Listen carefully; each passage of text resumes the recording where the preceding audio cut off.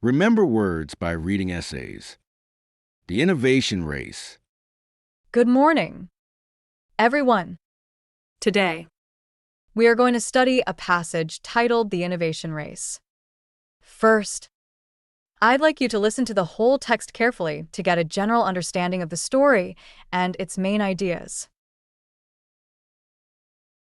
Ethan was always a congenial leader, attracting colleagues who shared his vision and values. His latest invention had drawn attention, and investors were arriving in droves to explore collaboration opportunities. Yet, not everything was smooth. One day, Ethan discovered that a rival was attempting to revoke his patent. Some co-workers even began to poke fun at his ambitious designs, questioning whether his approach was too risky. Despite this, many innovators continue to jump on the latest technology trends, eager to secure fame and fortune. Ethan, however, refused to deign to compromise his principles for fleeting popularity. He drafted a full-blown research plan and submitted a full-fledged proposal to the board. The leadership agreed it was time to overhaul the existing management system to better support his vision.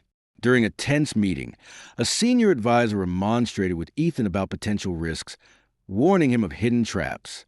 Ethan suspected a setup. Rivals might be trying to discredit him.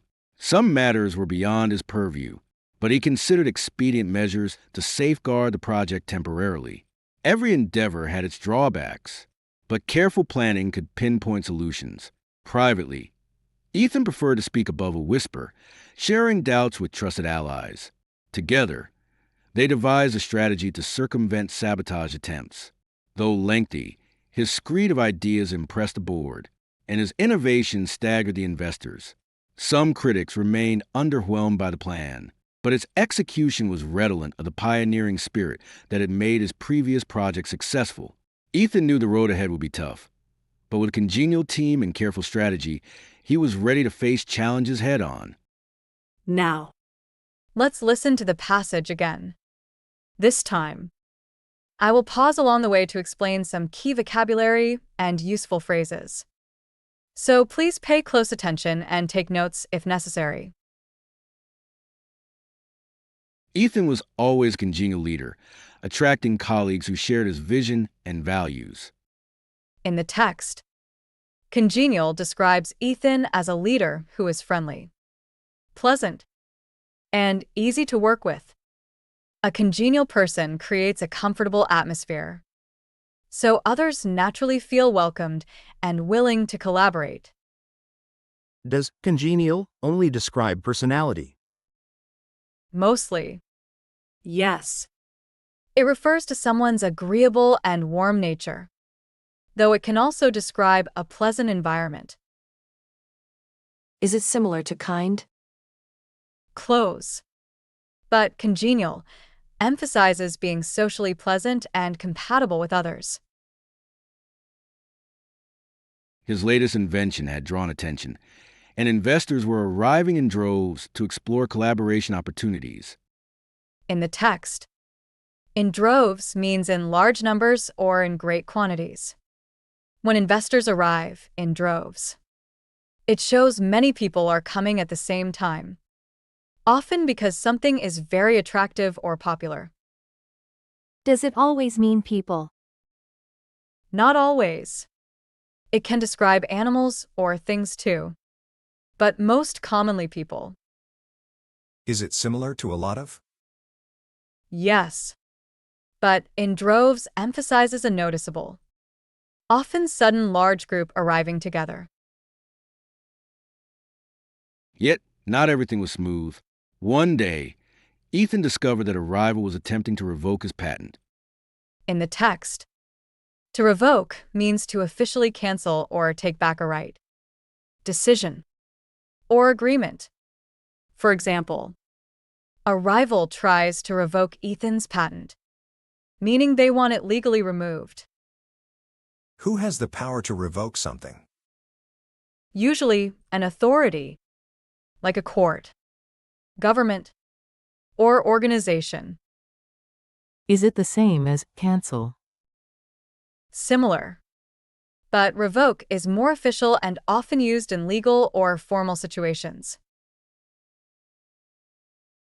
Some co-workers even began to poke fun at his ambitious designs, questioning whether his approach was too risky. In the text, to poke fun at means to make light jokes about someone or something, often in a teasing way.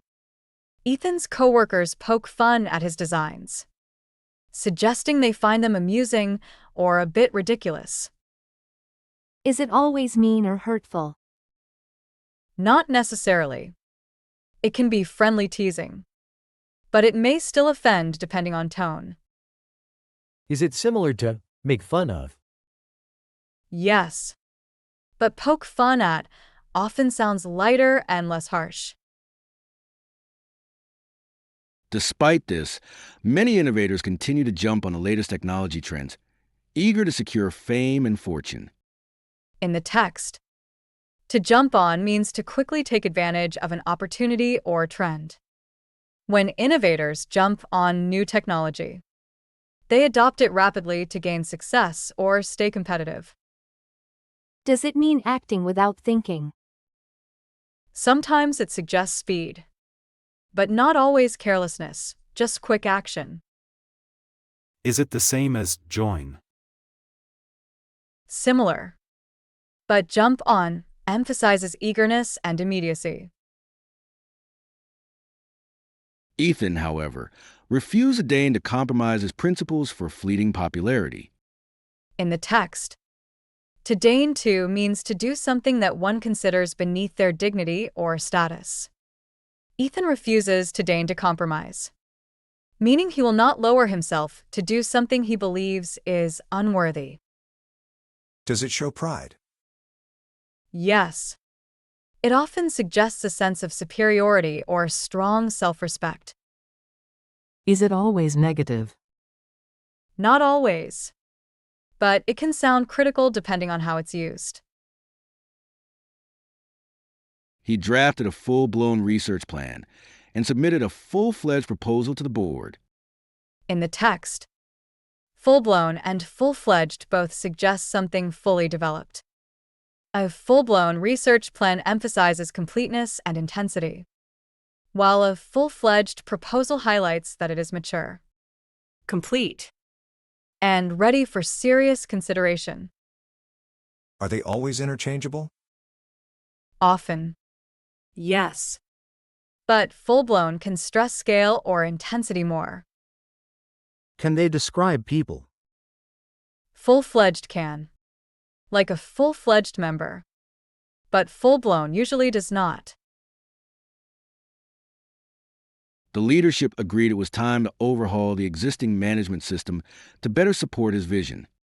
In the text, to overhaul means to thoroughly examine and completely change or improve a system.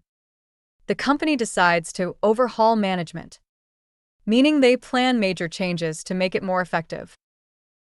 Is it only used for systems? Not only. It can also apply to machines, plans, or organizations. Is it the same as fix? More than that, it suggests deep, comprehensive improvement, not just small repairs. During a tense meeting, a senior advisor remonstrated with Ethan about potential risks, warning him of hidden traps. In the text, remonstrated means to protest or argue strongly against something, often to express concern. The advisor remonstrated with Ethan, warning him about risks and trying to persuade him to reconsider. Is it like complaining? It's stronger and more reasoned than simple complaining. Does it involve advice? Yes.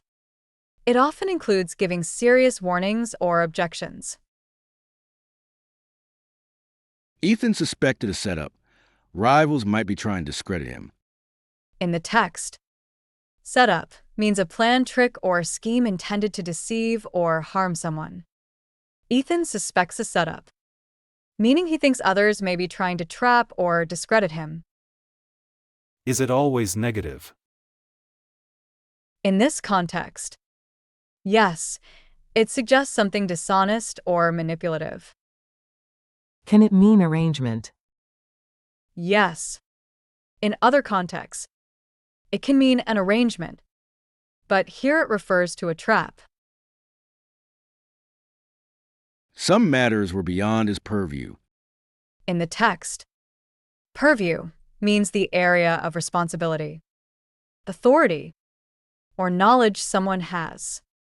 Some matters were beyond Ethan's purview, meaning they were outside what he could control or decide. So it's like your job scope. Exactly. It defines what falls under your control or oversight. Can it refer to knowledge too? Yes. It can also mean the range of understanding or expertise someone has. But he considered expedient measures to safeguard the project temporarily. In the text, expedient means a practical or convenient action, often chosen to achieve a goal quickly, even if it isn't ideal. Ethan considered expedient measures to protect his project temporarily. Does it mean it's a good solution? Not always. The action is practical but might have drawbacks or be temporary. Is it the same as shortcut? Similar. Yes. But expedient focuses on usefulness and practicality, not just saving time. Every endeavor had its drawbacks. In the text, drawbacks are the disadvantages or negative aspects of something. Every endeavor had its drawbacks, meaning even good plans can have problems or challenges. Are drawbacks the same as risks? Similar. But drawbacks are specific disadvantages, while risks are potential dangers or uncertainties. Can a drawback be minor? Yes. It can be small or big, depending on the situation. But careful planning could pinpoint solutions. In the text, pinpoint means to identify something exactly or with great precision. Careful planning could pinpoint solutions, meaning Ethan could find the exact problems and how to fix them. Is it only used for problems? No. It can be used for locations, causes, or details, anything that needs exact identification. Is it the same as find? Similar. But pinpoint emphasizes accuracy and precision. Privately, Ethan preferred to speak above a whisper, sharing doubts with trusted allies. In the text, to speak above a whisper means to talk quietly, just slightly louder than a whisper. Ethan preferred this when sharing doubts with trusted allies, keeping his conversation private. Is it the same as whispering? Not exactly. It's a bit louder than a whisper but still soft and discreet. Can it show secrecy? Yes. It often implies you don't want others to overhear. Together, they devised a strategy to circumvent sabotage attempts. In the text, to circumvent means to find a way around a problem or obstacle. Ethan and his team devised a strategy to circumvent sabotage, meaning they avoided being blocked or trapped by rivals. Is it the same as cheating? Not necessarily. It can be clever problem solving, not dishonest. Can it apply to rules too? Yes. It can mean finding a way around rules or restrictions.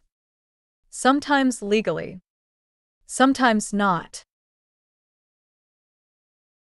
Though lengthy, his screed of ideas impressed the board. In the text, screed means a long piece of writing, often detailed or wordy. Ethan's screed of ideas impressed the board, meaning he wrote extensively to explain his plan. Is a screed always negative? Not always. It can just mean very long.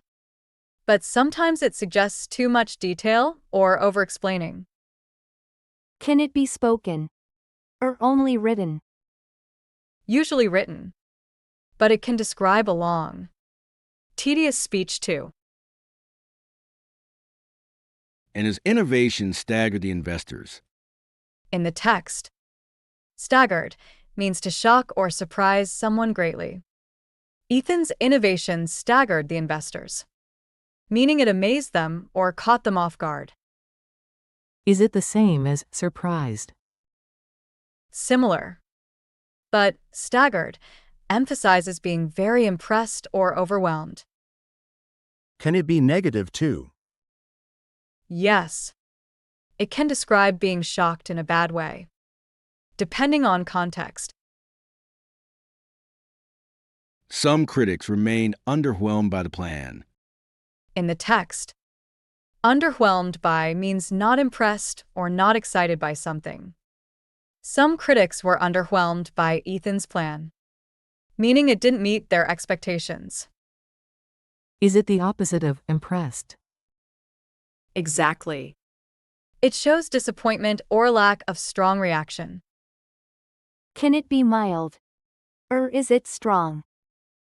It's usually mild, more like not impressed, rather than strongly negative. But its execution was redolent of the pioneering spirit that had made his previous project successful.